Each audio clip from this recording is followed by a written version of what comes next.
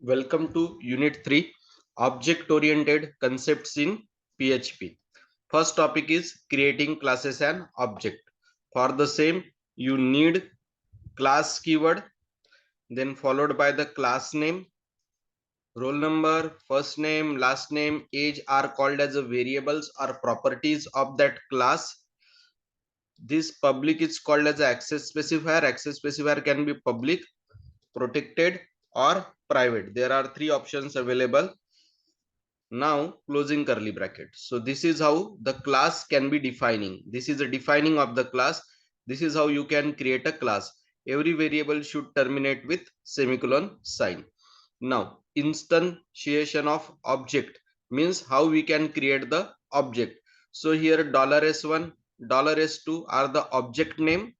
New is the operator which allocates the memory at runtime, and this student these are the constructor or class name. Okay, so s1 s2 are the objects, new are the memory allocation operator, and this is constructor or class name. So this is how you can create the object of the class. So here we define the class student, and here we have created two objects of the student class. So now these variables, there will be two separate copies, s1 dot roll number, s1 dot first name, s1 dot last name, s1 dot age, then s2 dot roll number, s2 dot first name, s2 dot last name, s2 dot age. Okay, so two copies will be created. Okay, now properties. Now here s1 is the first object, s2 is the second object, and if we want to assign a value to the roll number, roll number is one of the property. There are four properties: roll number, first name, last name, age. Suppose if I am talking about roll number, then student one का roll number 101 है, student to का roll number 102 है. So this is how you can assign the values to the property. Next is method. Method means function. So here inside a PHP script we have created a class student. This class is having two properties, roll number and name. Okay, roll number and name, these are the two member variables or properties, and there are one, two, three, four member functions. First is set roll number, which will take r as a parameter and it will assign to roll number. Then second is get roll number, it will print the value of roll number. This dot is a concatenation operator.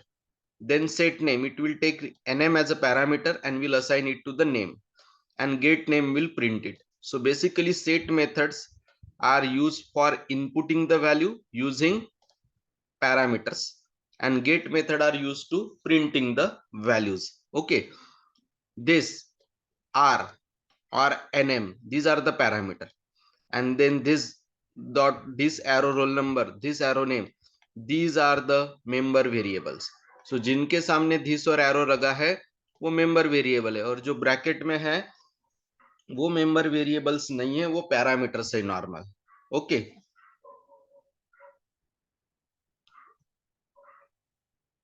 now so this is how the class student is created with two member variables and four member functions. Out of these four, set roll number and set name, these are taking one parameter and assigning that one parameter to this arrow roll number, this arrow name respectively, and get roll, get name is the method which is printing the output of roll number and name. Here dot operator is a concatenation operator. Okay, now this class is closed here. This class is having two variables and four functions. So class is completed here. Now I have created two objects, stud1, stud2. Now stud1 से जब मैंने set name को call किया तो first student का name हो गया triple A और सेकंड स्टूडेंट का नेम हो गया ट्रिपल बी. तो नेम सेट करने के लिए सेट नेम मेथड यूज होगी. उसी तरह roll number, set roll number, ये पहले स्टूडेंट का रोल नंबर 101 सेट हुआ, दूसरे स्टूडेंट का रोल नंबर 102 सेट हुआ. तो मेथड कॉल करने के लिए आपको एरो सिंबल की जरूरत पड़ेगी. You will be requiring arrow symbol. ठीक है, तो यहाँ पे 4 बार सेट मेथड कॉल हुई है ना, पहले स्टूडेंट के लिए 2 और दूसरे स्टूडेंट के लिए 2। अब यहाँ पे 4 बार गेट मेथड्स कॉल करिए तो वो चारों का आउटपुट आ जाएगा। Okay, so this is very simple. Now we will come to the visibility modes also called as a access specifier. So visibility mode 3 हो सकते हैं, पब्लिक, प्रोटेक्टेड या प्राइवेट। जो हमने सॉफ्टवेयर इंजीनियरिंग में एक डायग्राम सीखा था, मॉडलिंग का डायग्राम, यूएमएल क्लास डायग्राम, तो उसमें पब्लिक मेंबर दिखाने के लिए प्लस साइन का यूज होता है, प्रोटेक्टेड मेंबर दिखाने के लिए हैश साइन का यूज होता है, और प्राइवेट मेंबर दिखाने के लिए माइनस साइन। सो पब्लिक के लिए प्लस, प्रोटेक्टेड के लिए हैश और प्राइवेट के लिए माइनस साइन का यूज होता है। अब ये 3 एक्सेस स्पेसिफायर कहाँ और कैसे यूज होते हैं हम देखते हैं। अगर पब्लिक कीवर्ड यूज हुआ है तो ये कहीं पे भी यूज हो सकता है, same class, outside of the class, everywhere. So public member can be use anywhere, ठीक है।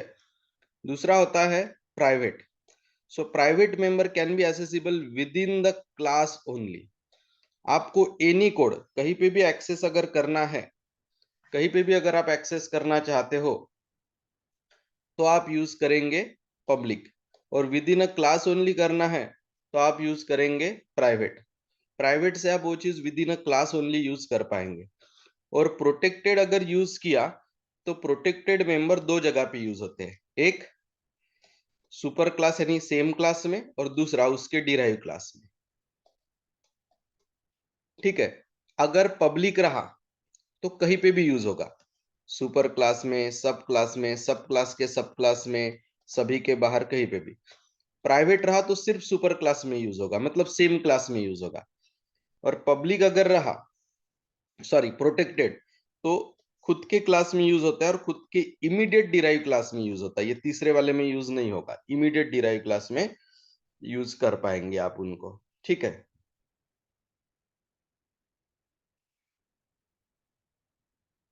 सो public member can be used anywhere, private member can be used only inside its own class, and protected member can be used inside its own class and its subclass, immediate subclass। Okay, subclass के subclass में नहीं चलेगा।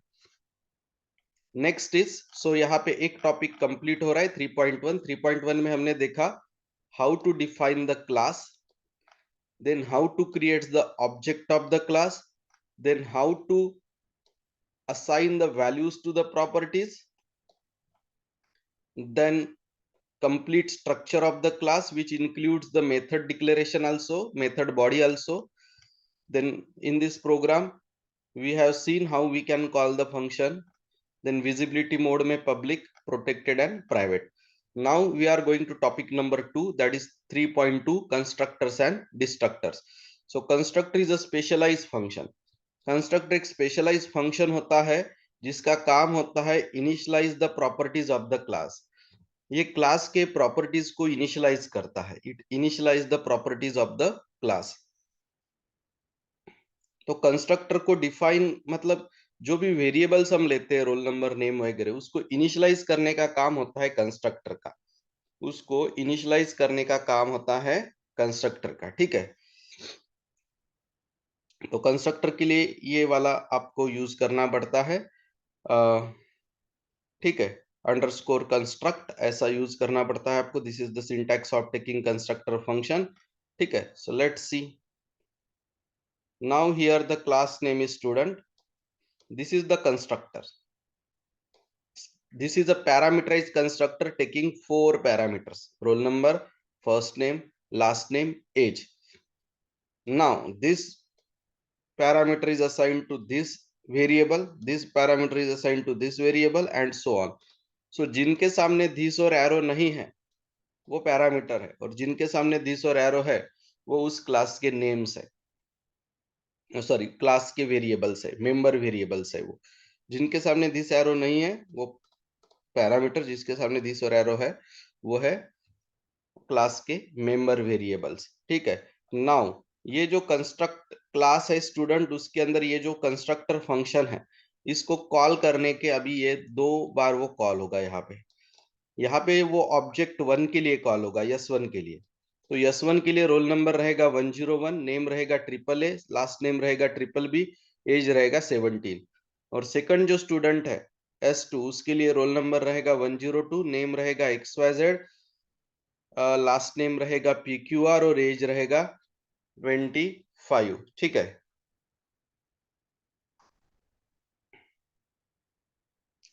So this will be the case. यहाँ पहली बार ये constructor call होगा और इस लाइन पे दूसरी बार ये कंस्ट्रक्टर कॉल होगा। तो कंस्ट्रक्टर कॉल होता है when you create the object using new and this constructor function.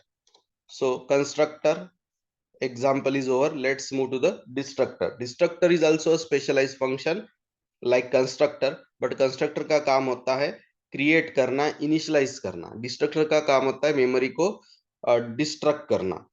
तो इसके लिए underscore underscore destruct function use होता है, जैसे यहाँ अंडरस्कोर अंडरस्कोर कंस्ट्रक्ट यूज होता था। ठीक है। तो ये ऑब्जेक्ट्स की जो मेमोरी होती है उनको रिलीज कर देता है। It's task is to release the memory which was occupied during the construction phase, right? तो डिस्ट्रक्टर का एक एग्जांपल देखिए। और डिस्ट्रक्टर कॉल कब होता है? Before closing the file. वो फाइल या वो स्क्रिप्ट जब क्लोज हो रही होती है तब डिस्ट्रक्टर कॉल होता है, और जब ऑब्जेक्ट बनता है तब कंस्ट्रक्टर कॉल होता है। तो ये पीएचपी की स्क्रिप्ट यहाँ शुरू हुई। क्लास का नाम है स्टूडेंट, उसमें एक वेरिएबल है नेम। ये कंस्ट्रक्टर है जिसने नेम की वैल्यू इस नेम नाम के वेरिएबल को असाइन की, और ये डिस्ट्रक्टर है। जब डिस्ट्रक्टर कॉल होगा तो मैसेज आएगा कि this student record with name, यहाँ नेम प्रिंट होगा, is removed from the database. Message आप कुछ भी दे सकते, ये एक सैंपल मैसेज है। अब जब आपने ऑब्जेक्ट बनाया है ना, तब ये कंस्ट्रक्टर कॉल हुआ और नेम की वैल्यू हो गई अश्विनी। और ये जब स्क्रिप्ट और ये फाइल जब खत्म हो रही है तब ऑटोमेटिक डिस्ट्रक्टर कॉल होगा और मैसेज आएगा the student record with the name Ashwini is removed from the database.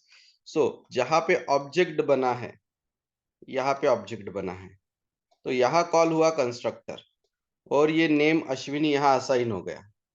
ठीक है, नेम अश्विनी यहाँ असाइन हो गया। और जब ये स्क्रिप्ट और ये फाइल खत्म होते आई इधर एंड में, तब डिस्ट्रक्टर कॉल हुआ और मैसेज आया कि अश्विनी स्टूडेंट का जो रिकॉर्ड है वो डेटाबेस से रिमूव किया जा रहा है, ऐसा मैसेज आ गया है। ठीक है।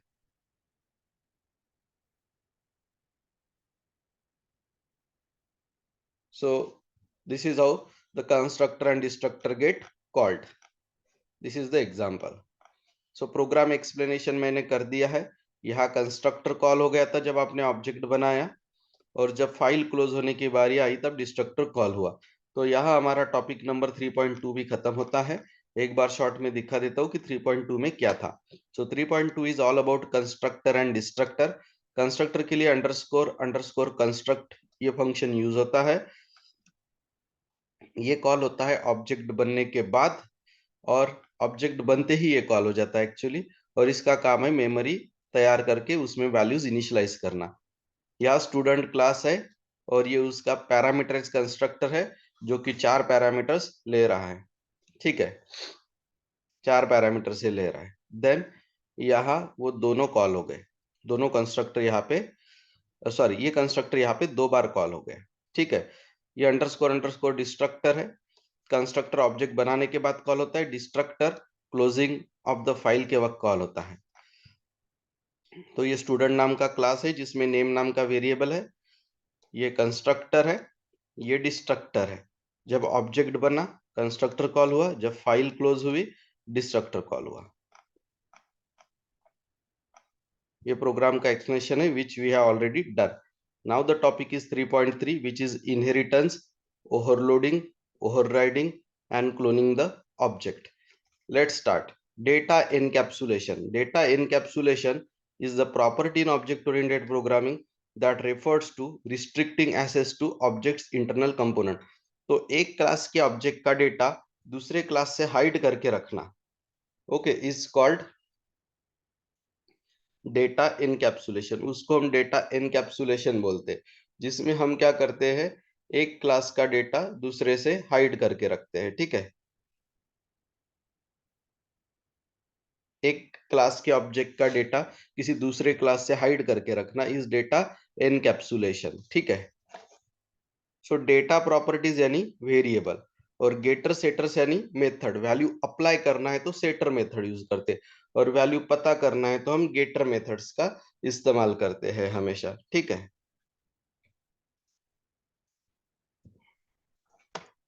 एग्जाम्पल कोड देखिए यहाँ पे। क्लास का नाम है स्टूडेंट, उसमें रोल नंबर और नेम प्राइवेट वेरिएबल्स है। सेट रोल नंबर से पैरामीटर के थ्रू रोल नंबर की वैल्यू इनपुट हुई, सेट नेम से पैरामीटर के थ्रू नेम की वैल्यू इनपुट हुई। गेट रोल नंबर से रोल नंबर प्रिंट हुआ, गेट नेम से नेम प्रिंट हुआ। यहाँ तक की अगर बात है तो ये प्रोग्राम हमने अभी टॉप में ही देखा था इस यूनिट के। ठीक है। यहाँ दो ऑब्जेक्ट्स बना लिए हैं आपने, स्टूड1 स्टूड2। यहाँ पे आपने स्टूड1 के लिए सेट नेम कॉल किया है और फिर स्टूड2 के लिए, या स्टूड1 के लिए गेट रोल नंबर, फिर सेट रोल नंबर, फिर स्टूड2 के लिए। तो बेसिकली यहाँ इनपुटिंग का काम हो रहा है और यहाँ आउटपुटिंग का कॉल हो रहा है। ऑब्जेक्ट से जब फंक्शन को कॉल करते हैं तब एरो सिंबल का इस्तेमाल वहां पे होना चाहिए। ठीक है। तो this is very simple example of data encapsulation, where data is encapsulated, data and functions both are encapsulated inside the class student. There are two data members encapsulated and four member functions encapsulated. ये वही same programme है जो हमने आज के topic number 3.1 में देखा था, same programme. Next is inheritance. Inheritance का मेन कंसेप्ट होता है रीयूज करना। जो चीजें सुपर क्लास में अवेलेबल है वही चीजें सब क्लास में फिर से लेना इज कॉल्ड इनहेरिटेंस। ठीक है। तो इनहेरिटेंस कैसे लिखते देखिए, class A extend class B, this is how inheritance can be written. यहाँ पे क्लास ए तैयार हुआ क्लास बी में से, तो इस चीज को हम बोलते हैं इनहेरिटेंस करना। तो यहाँ पे क्लास ए क्लास बी से इनहेरिट हो गया है, तो हम बोलेंगे यहाँ पे सुपर क्लास। यहाँ पे सुपर क्लास कौन हो गया फिर, B. B is the super class and A is the sub class. ये ऐसा इनहेरिटेंस हो गया। ये बी जो है ये सुपर क्लास है और ये जो ए है वो सब क्लास है। नाउ यहाँ पे देखिए सुपर क्लास का नाम है मोबाइल, और उस मोबाइल सुपर क्लास से एक नया क्लास बना है सब क्लास, वो है सैमसंग। तो सुपर क्लास कौन हो गया, मोबाइल, और उसका सब क्लास कौन हो गया, सैमसंग। सिंगल इनहेरिटेंस का प्रोग्राम है ये। तो सुपर क्लास में एक वेरिएबल है कलर नाम का। ठीक है, कलर।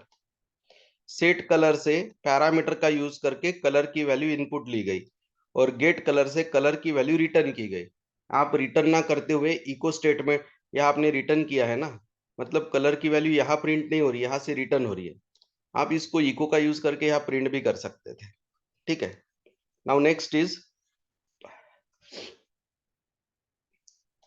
सब क्लास है सैमसंग, उसमें वेरिएबल है मॉडल।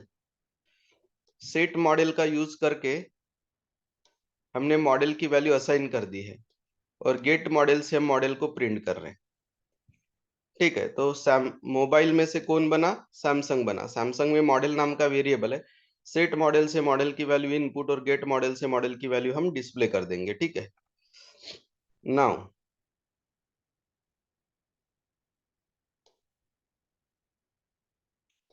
अब कभी भी ध्यान में रखना, ऑब्जेक्ट जो बनाएंगे वो डिराइव क्लास का बनाना। तो डिराइव क्लास है सैमसंग, तो हमने उसका ऑब्जेक्ट बनाया 4। अब ये सेट कलर मेथड जो ये वाली है ना, कलर वाली, ये सुपर क्लास की है, तो मोबाइल का कलर हो जाएगा ब्लैक। और ये जो सेट मॉडल मेथड है ना ये सब क्लास की है, देखिए आप। तो मॉडल नेम सेट हो जाएगा सैमसंग गैलेक्सी। अब ये get colour method super class की है, तो ये कलर असाइन हो जाएगा ब्लैक, ये जो भेजा था आपने। कलर असाइन, कलर और मॉडल असाइन क्यों कर रहे हैं, क्योंकि वहां से वैल्यू रिटर्न हो रही, रिटर्न होकर इधर असाइन हो जाएगी। गेट मॉडल में से जो वैल्यू रिटर्न होगी वो रहेगी सैमसंग गैलेक्सी, वो मॉडल को असाइन होगी। और प्रिंट एप से हमने दोनों को प्रिंट कर दिया। यहाँ परसेंटेज एस का मीनिंग होता है स्ट्रिंग। पहले परसेंटेज एस की जगह कलर प्रिंट होगा, दूसरे परसेंटेज एस की जगह मॉडल प्रिंट होगा। एक बार फिर से बताता हूँ, सुपर क्लास है मोबाइल, उसमें प्राइवेट वेरिएबल है कलर, ये इनहेरिट होके नीचे के क्लास में नहीं जाएगा। सेट कलर से कलर की वैल्यू इनपुट ली गई है जो कि ब्लैक रहने वाली है, और गेट कलर से कलर की वैल्यू रिटर्न करेंगे, रिटर्न करके इस वेरिएबल को वो असाइन होगी, ये वाले वेरिएबल को। नाउ क्लास है सैमसंग, सैमसंग का सुपर क्लास है मोबाइल, तो मोबाइल सुपर क्लास सैमसंग सब क्लास। यहाँ पे सेट मॉडल से मॉडल की वैल्यू इनपुट ली गई है जो कि रहेगी सैमसंग गैलेक्सी, और गेट मॉडल से मॉडल की वैल्यू रिटर्न होगी, रिटर्न होके वो यहाँ असाइन होगी और फिर प्रिंट कर दी जाएगी लाइक दिस। तो यहाँ पे अभी ऑब्जेक्ट तैयार किया गया है। ऑब्जेक्ट हमेशा सब क्लास का लेना, तो सब क्लास सैमसंग था, सैमसंग का ऑब्जेक्ट बना लिया है। यहाँ सेट कलर से कलर ब्लैक किया गया है, सेट मॉडल से मॉडल का नाम सैमसंग गैलेक्सी किया गया है। यहाँ गेट कलर और गेट मॉडल से वैल्यू रिटर्न होके इधर असाइन हुई है और यहाँ प्रिंट हो गई है। ये जो सेट कलर और गेट कलर है ये सुपर क्लास के मेथड है, सेट मॉडल गेट मॉडल सब क्लास के मेथड है। मेथड सुपर क्लास के हो या सब क्लास के हो, ऑब्जेक्ट सब क्लास का ही चाहिए, सब क्लास का ही ऑब्जेक्ट दोनों को कॉल करने के कैपेबल है। Script explanation we have already done. Now next topic is overloading. तो ओवरलोडिंग का मतलब क्या होता है? सुपर क्लास में जो सॉरी सुपर क्लास का सवाल ही नहीं, एक ही क्लास में एक से ज्यादा फंक्शंस या कंस्ट्रक्टर लिए गए हैं जिसमें पैरामीटर्स के नेम डेटा टाइप्स अलग है, क्वांटिटी अलग है, मतलब सेम नेम डिफरेंट पैरामीटर, इस कंसेप्ट को बोला जाता है ओवरलोडिंग। तो चलिए देखते हैं ओवरलोडिंग कैसे होता है। यहाँ थोड़ा अलग है बाकी प्रोग्रामिंग लैंग्वेजेस से। जैसे क्लास का नाम है शेप, उसमें एक फंक्शन लिया गया है underscore call, underscore underscore call, उसको दो पैरामीटर है, एक है फंक्शन नेम, दूसरा है आर्गुमेंट्स। अब फंक्शन नेम अगर एरिया है तो इसका मतलब आपको एरिया नाम का फंक्शन कॉल करना है, लेकिन एरिया नाम के फंक्शन एक से ज्यादा हो सकते हैं। तो अब आपको क्या चेक करना पड़ेगा? काउंट एक रेडीमेड फंक्शन है कि नंबर ऑफ आर्ग्यूमेंट्स ये जो है इसका काउंट कितना है। अगर इसका काउंट 1 है तो मतलब वो 1 पैरामीटर भेजा होगा आपने रेडियस, क्योंकि सर्कल ही ऐसा है जिसका एरिया निकालते वक्त सिर्फ एक पैरामीटर चाहिए होता है रेडियस। तो यहाँ हम आंसर कैलकुलेट कर लेंगे, यहाँ हम आंसर कैलकुलेट कर लेंगे, ठीक है। Radius multiply by radius into 3.14 circle का एरिया कैलकुलेट होगा और वो प्रिंट होगा। लेकिन अगर आर्ग्यूमेंट्स 2 है तो फिर एक लेंथ होना चाहिए, एक ब्रेड्थ होना चाहिए, उनको मल्टीप्लाई करके जो रिजल्ट आएगा वो रिजल्ट आएगा एरिया ऑफ रेक्टेंगल। और ऐसा कुछ नहीं रहा तो हम बोलेंगे अननोन मेथड, ऐसे कोई मेथड ही नहीं है। अगर फंक्शन का नाम एरिया नहीं है तो हम बोलेंगे कि ऐसे तो फिर कोई दूसरी एरिया नाम के अलावा कोई दूसरी मेथड या फंक्शन हमने लिया नहीं है। यहाँ आपने ऑब्जेक्ट बनाया, यहाँ जब एक पैरामीटर भेजा तो काउंट इक्वल इक्वल टू 1 आया तो सर्कल का एरिया निकलेगा, वो 10 हो गई रेडियस। और जब आपने ऐसे कॉल किया ये सेकंड वाला तो काउंट इक्वल इक्वल टू 2 हो गया, तो 10 लेंथ हो गया, 20 ब्रेड्थ हो गया, और फिर उस हिसाब से आंसर निकलेगा, ठीक है। तो चलिए शॉर्ट में बताता हूँ। क्लास का नाम है शेप, ये ओवरलोडेड फंक्शन की कंसेप्ट यहाँ पे है। यहाँ अंडरस्कोर अंडरस्कोर कॉल को दो पैरामीटर है, फंक्शन का नाम, फंक्शन के नंबर ऑफ आर्ग्यूमेंट्स। फंक्शन का नाम इक्वल इक्वल टू एरिया है तो फिर वैलिड है, नहीं है तो एल्स में जाके हम बोलेंगे अननोन मेथड। अब नाम अगर वैलिड है तो आपको काउंट को कॉल करके number of arguments equal equal to 1 है क्या चेक करना पड़ता। अगर है तो वो रेडियस होना चाहिए, फिर आप एरिया ऑफ सर्कल कैलकुलेट करके प्रिंट कर दीजिए। अगर नंबर ऑफ आर्ग्यूमेंट्स 1 नहीं है तो 2 है क्या चेक करिए, 2 है तो फिर 0 नंबर का लेंथ रहेगा और 1 नंबर का ब्रेड्थ रहेगा, तो एरिया ऑफ रेक्टेंगल प्रिंट होगा। और ऐसा कुछ नहीं रहा तो अननोन मेथड तो मैंने बता ही दिया। यहाँ ऑब्जेक्ट डिक्लेयर हो रहा है, यहाँ सर्कल वाला 1 आर्ग्यूमेंट वाला एरिया कॉल हो रहा है, यहाँ 10 इज अ रेडियस, और यहाँ रेक्टेंगल यानी 2 पैरामीटर्स वाला कॉल हो रहा है, 2 आर्ग्यूमेंट्स वाला, 10 इज लेंथ, 20 इज ब्रेड्थ, ठीक है। This is overloading. Now we are seeing overriding. तो ओवर राइडिंग में क्या होता है? एक सुपर क्लास होता है और एक सब क्लास होता है। सुपर क्लास में जो फंक्शन का नेम और पैरामीटर होता है वैसे ही फंक्शन का नेम और पैरामीटर सब क्लास में भी होता है। This is called over riding. I repeat, super class में जो फंक्शन है वैसा ही फंक्शन सब क्लास में भी रहेगा, नेम भी सेम, पैरामीटर भी same. This is called over riding. Over riding inheritance में ही हो सकता है, जबकि ओवरलोडिंग और इनहेरिटेंस का कोई लेना देना नहीं है। देखिए, सुपर क्लास का नाम है ए, सब क्लास का नाम है बी। सुपर क्लास में भी फंक्शन है विदाउट एनी पैरामीटर, सब क्लास में भी वही नाम का फंक्शन है विदाउट एनी पैरामीटर, तो पैरामीटर्स भी सेम हो रहे। सो दिस इज कॉल्ड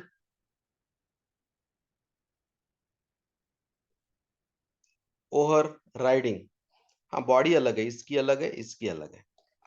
अब जब आपने सुपर क्लास का ऑब्जेक्ट बनाया तो फंक्शन भी सुपर क्लास का कॉल होगा, ये वाला। और ऑब्जेक्ट टू सब क्लास का है तो फंक्शन भी सब क्लास का कॉल होगा।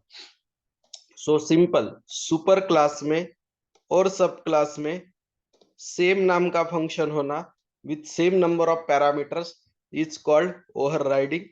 यहाँ दोनों तरफ फन वन है, सॉरी फन फन है, नो पैरामीटर नो पैरामीटर है। पैरामीटर्स भी रहते थे तो ऊपर वाले फन को दो पैरामीटर तो नीचे वाले को भी दो चाहिए। This is called overriding. Body अलग रहेगी ऑफ कोर्स। सुपर क्लास के ऑब्जेक्ट से कॉल किया तो सुपर क्लास का कॉल होता, सब क्लास के ऑब्जेक्ट से कॉल किया तो सब क्लास का कॉल होगा। Very simple. ये सुपर क्लास का आउटपुट, ये सब क्लास का। Now let's see cloning of the object. आपको पता होगा तो ये यूनिट हमने ऑलरेडी ऑफलाइन बैच में कंप्लीट किया था, आपको याद होगा, शैलो कॉपी डीप कॉपी हमने देखा था।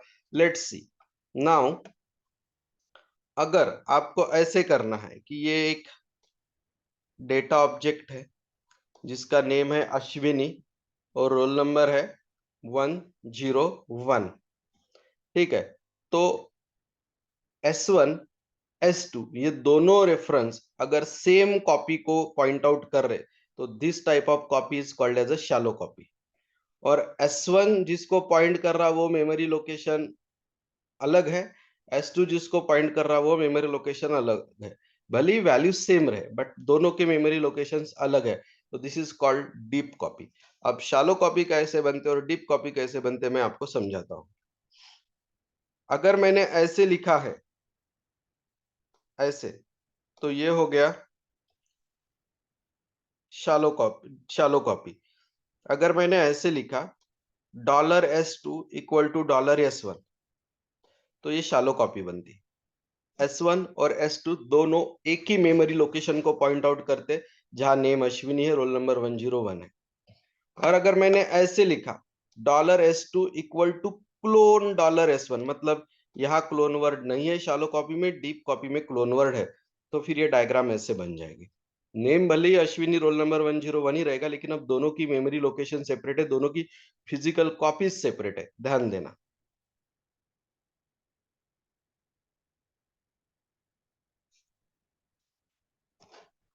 ठीक है।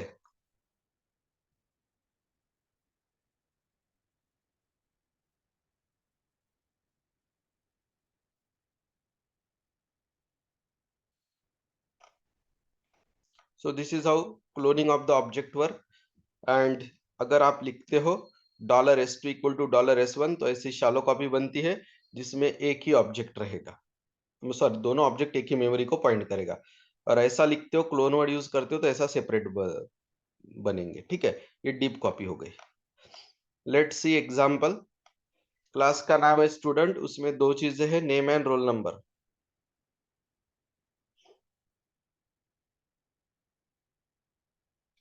नेम है और रोल नंबर है, ठीक है। ये कंस्ट्रक्टर है, दो पैरामीटर वाला, अंडरस्कोर अंडरस्कोर कंस्ट्रक्ट। पहला पैरामीटर नेम को असाइन किया, दूसरा रोल नंबर को असाइन किया। यहाँ आप क्लोन नाम का फंक्शन कॉल कर रहे हैं, ठीक है, क्लोनिंग ऑफ ऑब्जेक्ट। यहाँ पे डिस्प्ले फंक्शन है, तो कंस्ट्रक्टर से input, this is cloning, this is display. S1 Ashwini 101 है, S2 शारदा 102 है। अब आपने अगर S1 को डिस्प्ले किया तो ये डिस्प्ले होता अश्विनी 101। आप देख लीजिए आउटपुट में अश्विनी 101। अब आपने क्या किया, यहाँ पे डीप कॉपी बनाई, डीप शालो नहीं, डीप कॉपी बनाई है। तो S1 की ही वैल्यू S2 के ऊपर असाइन हो गई। तो S2 में जो शारदा और 102 था ना, वो रिप्लेस हो गया और S1 के ही अश्विनी और 101 उस पे कॉपी हो गया। अब आप S2 को भी डिस्प्ले करेंगे तो वही वैल्यू दिखेंगी जो S1 में थी। अगर आपने ये लाइन नहीं लिखी, ये क्लोनिंग वाली लाइन नहीं लिखी और तब अगर आप S2 कॉल करते थे ना, तो आंसर आता था Sharda 102। I repeat, super class का नाम है स्टूडेंट, सॉरी क्लास का नाम है स्टूडेंट, उसमें दो चीजें, नेम और रोल नंबर। कंस्ट्रक्टर लिया गया है 2 पैरामीटर वाला, जिसने नेम और रोल नंबर इनपुट लिया। फिर एक क्लोन नाम का फंक्शन है, डिस्प्ले से आउटपुट डिस्प्ले होगा। यहाँ पहला ऑब्जेक्ट बना, यहाँ दूसरा। अगर यहाँ पे आप S1 डॉट डिस्प्ले करेंगे तो अश्विनी 101 प्रिंट होगा, और उसी के नीचे अगर आप S2 डॉट डिस्प्ले कर देते थे ना, तो आंसर आता था शारदा और 102।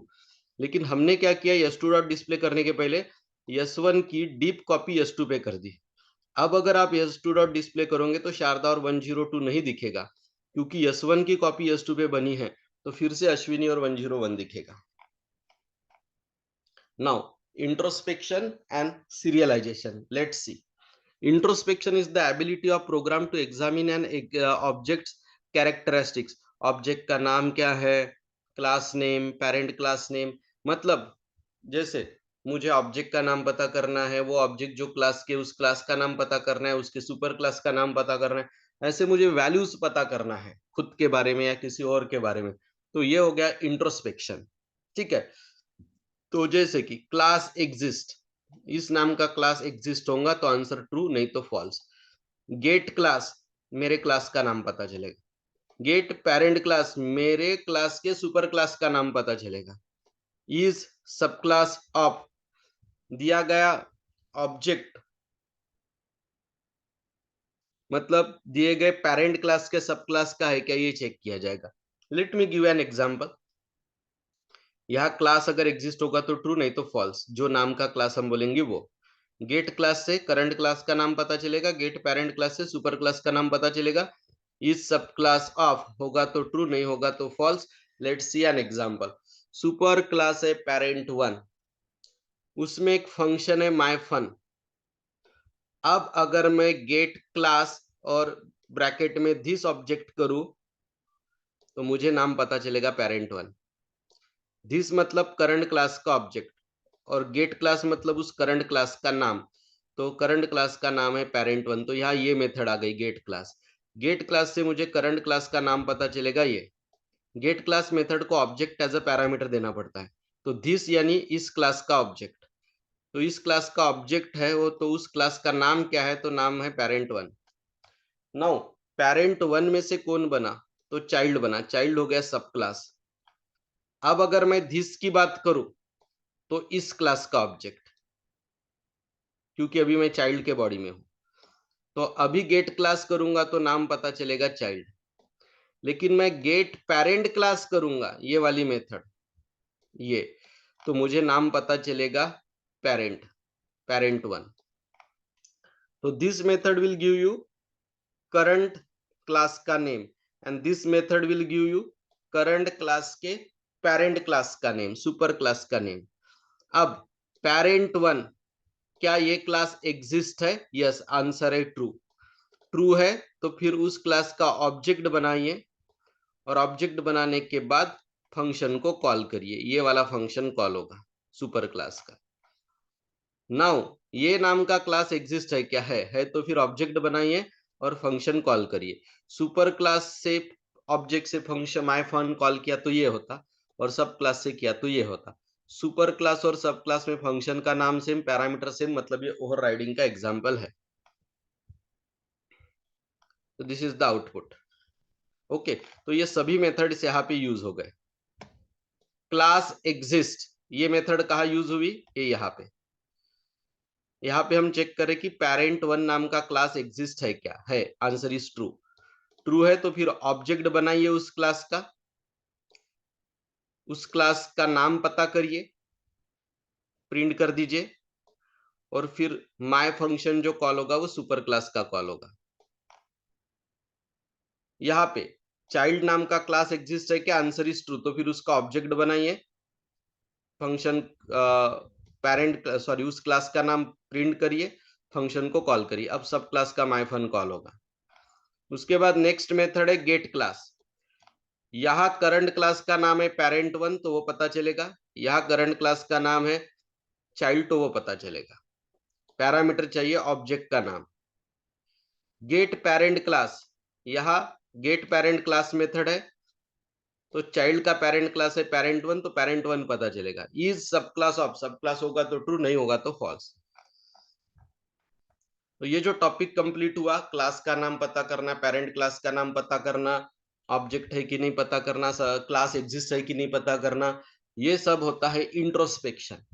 अब हम चलते हैं सीरियलाइजेशन की तरफ। Serializing an object means converting it to the byte stream. Object का डेटा बाइट स्ट्रीम में स्टोर करके रखना यानी serialization. This is useful for persistent data.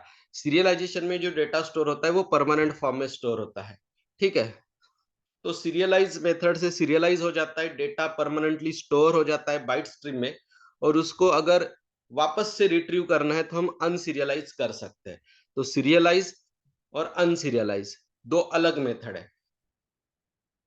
Serialised में डेटा बाइट स्ट्रीम में स्टोर हो जाता, जो मे बी अनप्रिंटेबल या नॉन यूजर अंडरस्टैंडेबल फॉर्म में रहे। डेटा सीरियलाइज करने के बाद वो कोडेड फॉर्म में कन्वर्ट हो जाता है, बाइट स्ट्रीम में स्टोर हो जाता है। वो यूजर को समझेगा या नहीं, उसके हर कैरेक्टर प्रिंटेबल रहेंगे कि नहीं, ये हम नहीं बता सकते, ठीक है।